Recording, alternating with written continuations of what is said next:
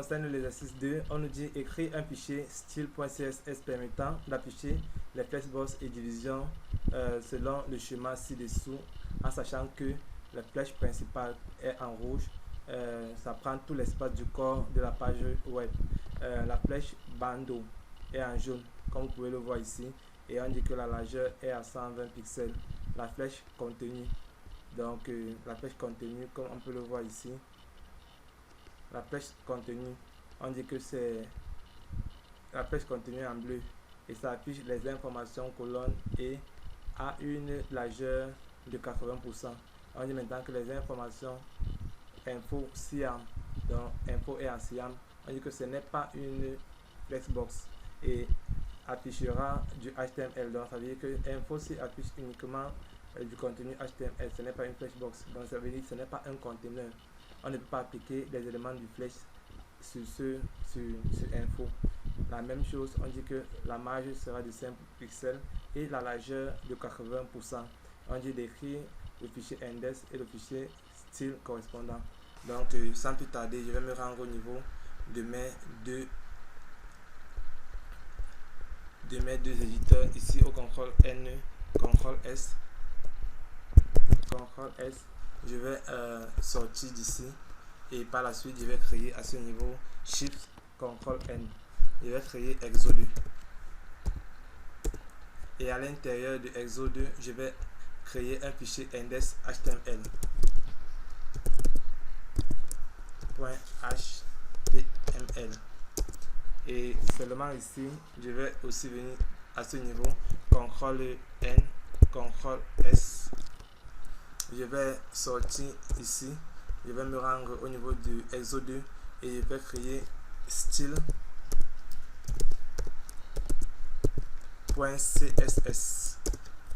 Voilà, maintenant je vais mettre la structure principale, la structure minimale du code HTML et je vais mettre exercice 2 et par la suite qu'est-ce qu'on veut faire. Donc c'est la partie la plus importante. Ce qu'on voudrait faire c'est quoi? Je viens encore à ce niveau. Ça c'est les éléments de la partie 1. Bon, je viens à ce niveau, au niveau de mon fichier. Voilà ce qu'on veut afficher. Pour cela, qu'est-ce que je vais faire? Je vais d'abord commencer par du HTML. Je vais réduire cette page pour que nous puissions voir de manière plus claire de quoi il est question. Donc dans un premier temps, qu'est-ce qu'on a? On a d'abord un premier div, le premier div flashbox qui est le rouge et qui prend toute la page, comme vous pouvez le voir ici, du contenu HTML. Donc je vais d'abord commencer par créer ça. Pour cela, qu'est-ce que je fais? Je tape un div et puis le div ne possède rien, il n'a pas de nom, donc c'est-à-dire je vais seulement renseigner la classe et en disant que c'est le flexbox principal d'après ce qu'on me l'a dit ici.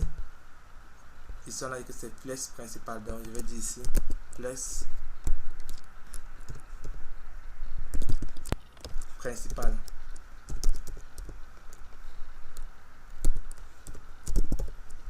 Et par la suite on m'a dit que c'était en rouge, mais je ne vais pas me contenter de ces informations pour l'instant.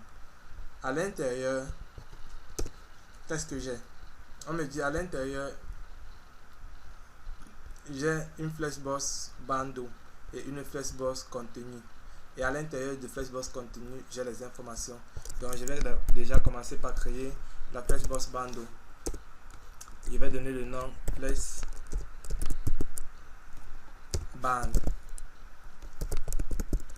bandeau.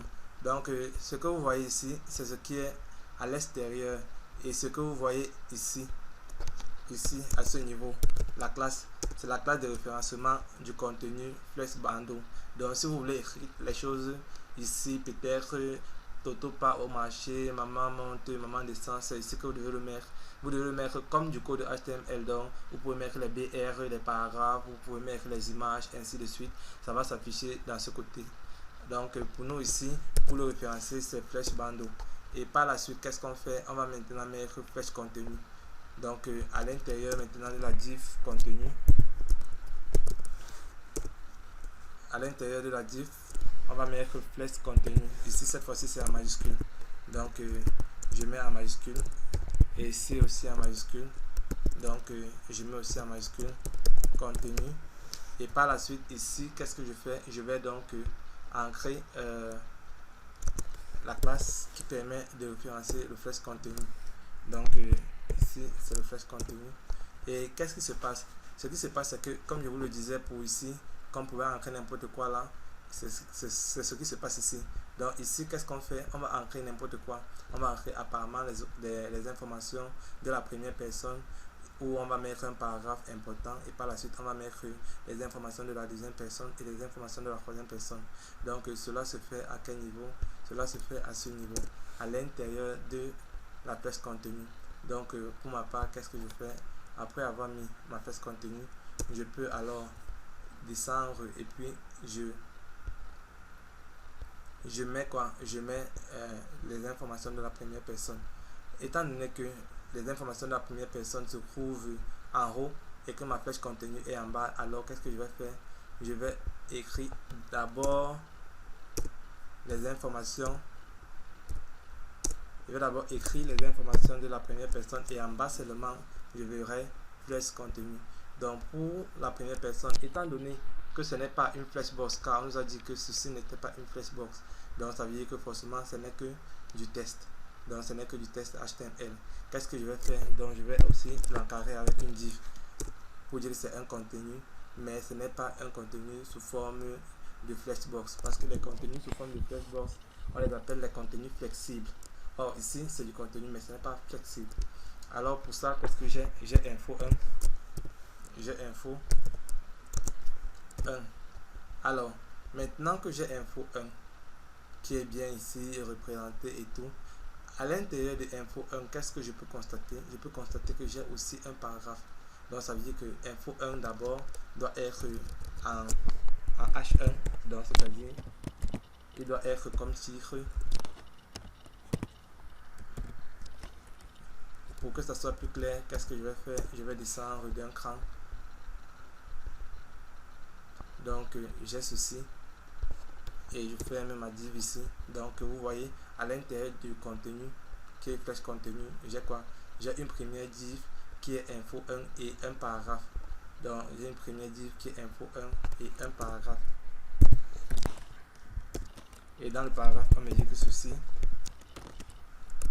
est une information importante. Or, importante ici, comment ça va se faire? Importante ici, si vous vous rappelez des TD précédents, c'est la balise marque. La balise marque permet de donner un texte important. Et donc, par la suite, je ferme mon paragraphe.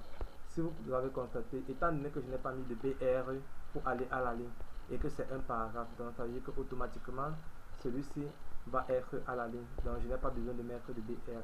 Et à ce niveau, même comme j'ai mis marque important en bas, ça va coller, étant donné que si je voulais leur coller, il fallait que je mette un BR pour pouvoir partir à la ligne. Donc comme je mets comme ça ne dérange pas si quelqu'un d'autre mettait comme ceci.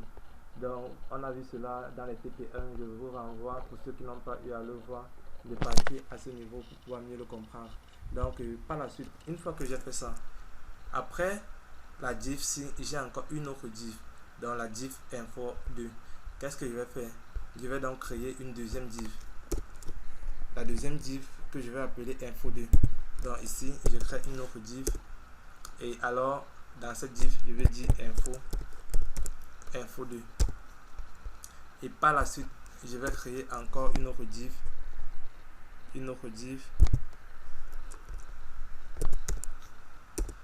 cette fois-ci info 3. Voilà, CTRL S, j'enregistre. Maintenant concernant mon travail HTML, si je veux le visualiser, qu'est-ce que je fais?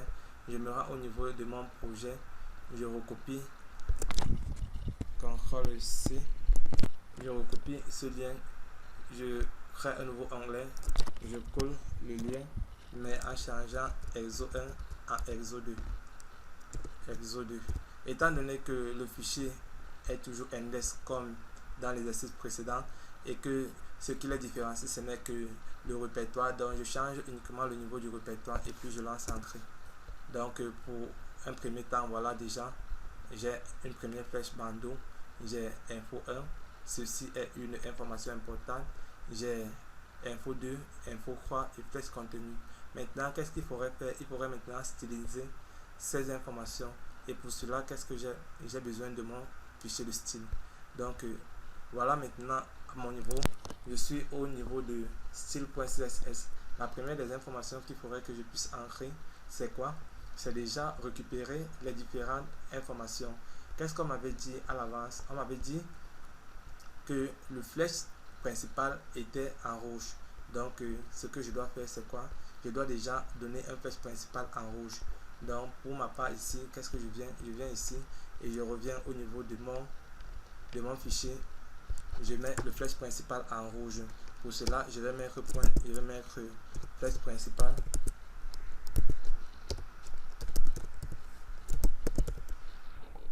J'ouvre. Il faudrait d'abord que je déclare mon contenu étant flexible.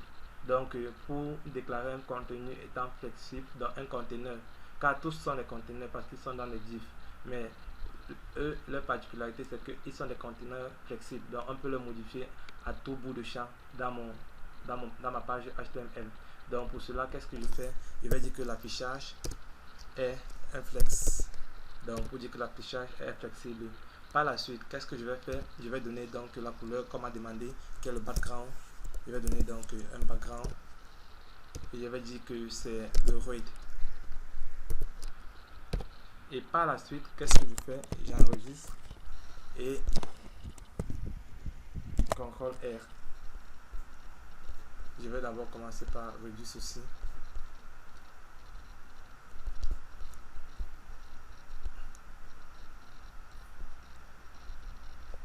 Alors, contenant principal, CTRL S, à ce niveau, CTRL R. Rien ne se passe. Flèche principal. Bon, je vais ouvrir mon fichier HTML pour vérifier s'il n'y a pas d'erreur à ce niveau.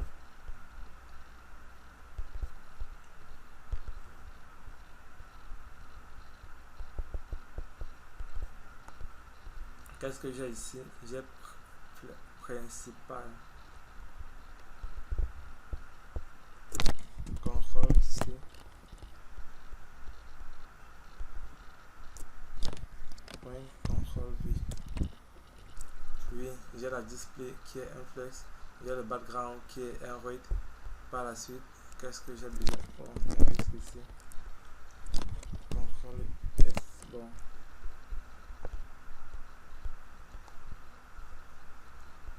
Normalement, ici, ça devrait m'afficher quelque chose. Bon, je vais inspecter les éléments pour voir s'il n'y a pas quelque chose qui manque. Bon, à ce niveau, je suis au niveau de quoi? Du flèche. Je suis au niveau du flèche principal. Si je double-clique, on ne voit rien apparaître. Donc, ça veut dire que forcément, mon style n'est pas reconnu. Dans le fichier dans lequel je suis en train de faire la modification, ce n'est pas le fichier style correspondant. Et voilà, si je viens ici à ce niveau et que je vérifie, on me dit bien que c'est le fichier style correspondant, style.css. Alors, ce qu'il faudrait que je vérifie, c'est est-ce que j'ai donné le chemin? Est-ce que j'ai donné le chemin dans mon fichier HTML? Ici, je n'ai pas donné de chemin, donc c'est une des raisons. Vous voyez que comment inspecter les éléments peut être franchement important, car elle permet de vous montrer directement à quel niveau vous vous trouvez, et ça permet aussi que vous puissiez corriger les erreurs que vous ne pourriez pas facilement vous rendre compte, surtout lorsque vous êtes en train de faire la programmation. Donc ici, j'ai enregistré, je reviens ici, j'enregistre aussi. Et puis par la suite, qu'est-ce que je vais faire? Je vais donc essayer de voir d'abord. Voilà, vous voyez, on a dit le flèche 1, il prend toute la page. Donc si je viens au niveau de inspecter les éléments et que je vérifie d'abord le body. Voilà le body. Et maintenant, je vérifie le flex N. Vous voyez que ça prend toute la page. Parce que voilà le body ici. Le body, on vous dit que le body c'est 717 et 167,88. Quand je descends au niveau du flex N, on vous dit que c'est 717 et 167,88. Donc ça veut dire que étant donné que on a demandé, on nous a spécifié, on nous a demandé que la page principale, donc c'est-à-dire flèche principale qui est rouge prend tout l'espace du corps de la page. Donc ceci déjà est bien respecté. Par la suite, qu'est-ce qu'on a? On demande le flex bandeau. On demande que ça soit en jaune et on doit avoir une largeur de 120 pixels et de 80% de 120 pixels. Donc le flash bandeau, qu'est-ce que nous devons faire? On se rend au niveau de notre truc. Alors ici, qu'est-ce qu'on a? On a le flash bandeau. Étant donné que c'est une flexbox, la première des choses, il faudrait qu'on donne l'affichage. Car vous avez vu dans l'exercice 1, si on ne met pas l'affichage, c'est ce qui pourrait arriver. Donc il faudrait d'abord qu'on dise que c'est flexible. Par la suite, maintenant, on donne le background color. Dans notre cas, on nous a dit que c'était le hello. Et par la suite, on nous a dit que la largeur, on nous a demandé la largeur ou on nous a demandé la largeur, oui, bien sûr. Donc on nous a demandé la largeur. Donc la largeur, on nous a dit 120 pixels. 120 pixels. Et puis j'enregistre. Et je viens au niveau de l'exercice. CTRL R. Voilà, comme vous pouvez le constater. Donc on arrive déjà à ce cas. On arrive déjà à ce cas de figure. On arrive déjà à ce cas de figure. Qu'est-ce qu'il nous reste? Il nous reste à configurer le côté de flèche contenu. On nous dit que ça doit être en bleu et que la largeur doit être de 80%. Donc je reviens, je me mets au niveau du flèche contenu.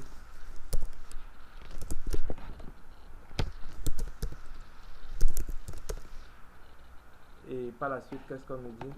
Mon flèche contenu, est-ce qu'il était en minuscule? Oui, je crois. Donc ici, qu'est-ce qu'on nous dit? On nous dit que le flèche contenu, donc c'est d'abord un display. Donc l'affichage d'abord, c'est d'abord un type flexible. Et par la suite, la couleur de fond, on nous a dit que c'était en bleu. Et par la suite, on nous a dit que la hauteur, la largeur est de 80%. La largeur est de 80%. Donc, est de 80%. Bon, j'enregistre, CTRL S. Et je viens au niveau de mon exercice, CTRL R pour visualiser. Bon, est-ce que je l'ai enregistré? Flex contenu, est-ce que c'est exactement ça? Flex contenu, flex contenu. Oh, ici j'ai fait une erreur. CTRL C. Flex contenu est en majuscule chez moi. Donc ici c'est en majuscule. Et ici aussi c'est en majuscule. J'enregistre. Je viens à ce niveau, j'enregistre. Et puis je me rends au niveau de mon navigateur. Et j'enregistre. Voilà. J'ai donc info 2, info 3, flex contenu. Et info 1, ceci est un paragraphe important. Mais la couleur n'y apparaît pas. Flex contenu. Bon, je vais vérifier pourquoi la couleur n'y apparaît pas. Ici on a flex contenu. Oui. Et on a dit que la couleur... Ah, j'ai dit border color. Désolé. C'est background. Background colors. CTRL S. Bon, si je reviens à ce niveau, CTRL R. Voilà, comme vous pouvez le voir. Étant donné que lui, il est sur toute la page, c'est la raison pour laquelle vous voyez ici, comme il est là. Maintenant, qu'est-ce qu'il faudrait faire? Il faudrait maintenant manipuler ces différents éléments comme on nous l'a demandé tout à l'heure. Donc déjà pour ça, qu'est-ce que je dois faire? Je vais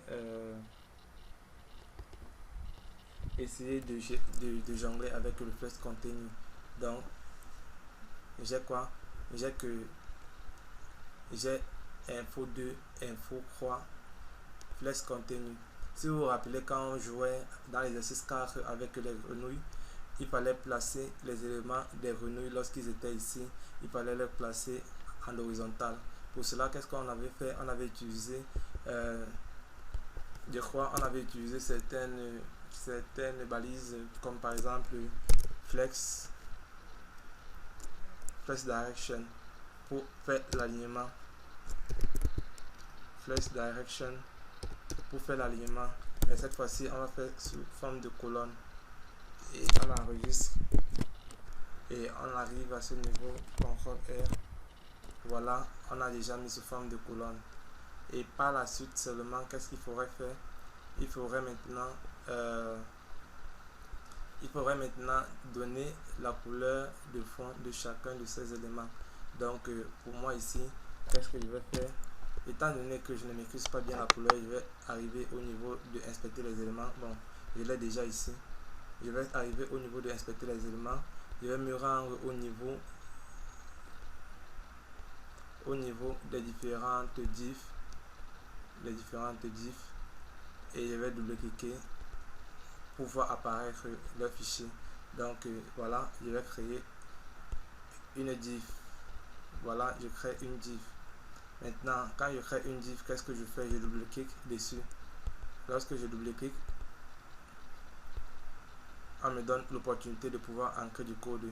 Moi, je vais faire quoi? Je vais ancrer le background color. Je vais ancrer le background. Je vais descendre au niveau de couleur. Et là, je vais choisir les couleurs jusqu'à voir la couleur correspondante. Voilà la couleur, je crois. Je crois que c'est cette couleur. Cyan, où on a mis cyan. Voilà les Y, voilà cyan. Voilà, c'est la couleur cyan. Donc j'ai déjà la couleur cyan. Mais sauf que si vous avez constaté, la diff s'est appliquée pour tous les éléments. Or, ce n'est pas ce que je voudrais. Moi, je voudrais qu'il y ait une couleur pour info 1, une couleur pour info 2, une couleur pour info 3. Pour cela, qu'est-ce que je vais faire? Je vais me rendre au niveau de mon fichier HTML et je vais les différencier. Donc, ça veut dire qu'au niveau de la diff 1, je vais créer une classe que je vais appeler par exemple info 1. Info 1. Au niveau de la diff 2, je vais créer une classe que je vais appeler info 2. Et au niveau de la diff 3, je vais créer une autre classe que je vais appeler info 3. Voilà, ici je vais mettre tout en minuscule pour ne pas faire d'erreur lors de codification. Et maintenant au niveau de mon fichier CSS, qu'est-ce que je vais faire? Au niveau de mon fichier CSS, je vais arriver à ce niveau. Je vais créer donc un point déjà info 1. Je vais donc à info 1, je vais faire quoi? Je vais seulement donner la couleur de fond que j'ai pu récupérer dans mon inspection d'éléments. Donc la couleur de fond c'était ceci. CTRL C. Je colle là. Par la suite, une fois que je l'ai, qu'est-ce qu'on m'avait dit? On m'avait dit aussi que ça devait être espacé d'une marge de 5%. Donc je viens augmenter la marge à 5%. J'enregistre et j'essaie de voir ce que cela me donne.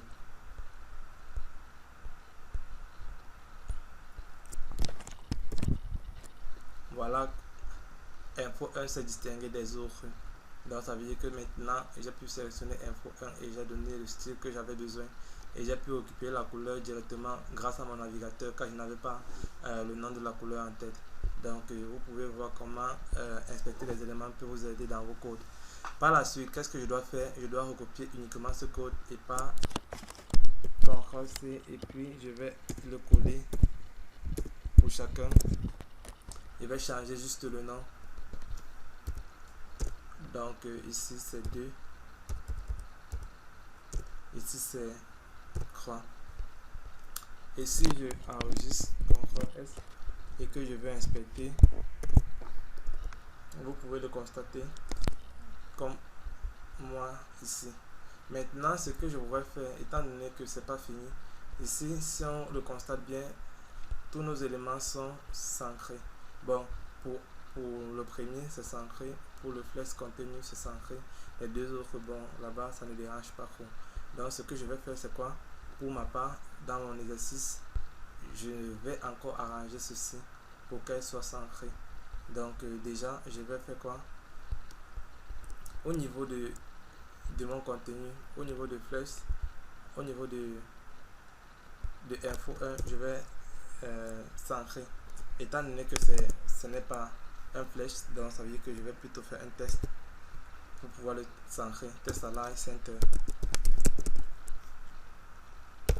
Et par la suite, au niveau de l'exercice 1, les deux info 1 et info 2 ne sont pas centrés, donc pour eux c'est bon là-bas.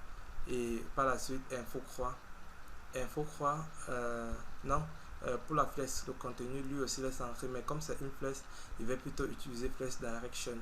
Donc au niveau de contenu, ici, j'ai dit que c'était un flèche colonne pour mettre sous forme de colonne.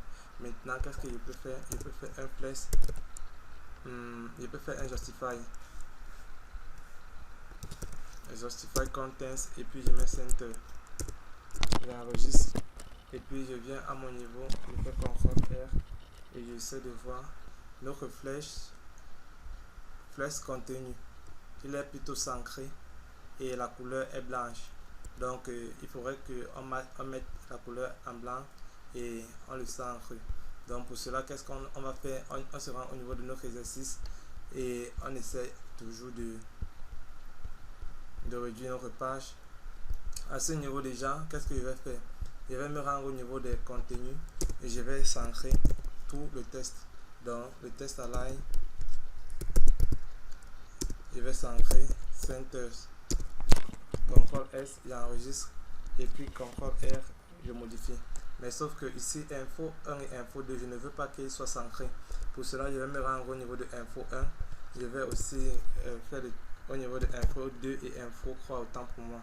Donc au niveau de info 2, je vais aussi donner le test align. Mais sauf que cette fois-ci, je vais le mettre gauche. Et de même, au niveau de info, je vais mettre le test align. Je vais le mettre gauche. J'enregistre. Je me rends ici et puis voilà. Maintenant, il faudrait mettre le contenu en blanc. Donc pour cela, qu'est-ce que je vais faire?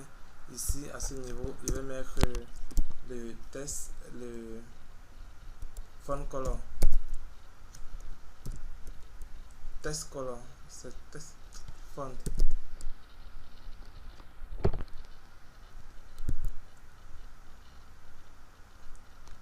Ici, je vais mettre le test, c'est test color. Test.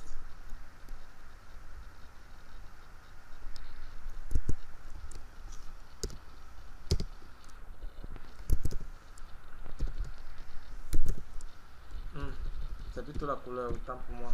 Donc c'est color. Et puis je vais mettre white. Et j'enregistre. Je vais mettre white ici. Et pour les autres, je vais mettre black. Donc CTRL C. Pour les autres, je vais le laisser à black.